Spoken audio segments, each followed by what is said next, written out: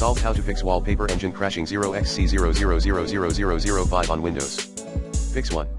Update your graphics driver using the recommended Avast driver updater in this video guide. Fix 2. Disable antivirus software. Fix 3.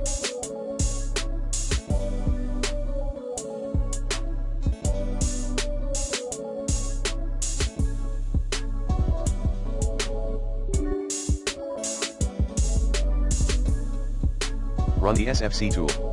Fix 4. Uninstall.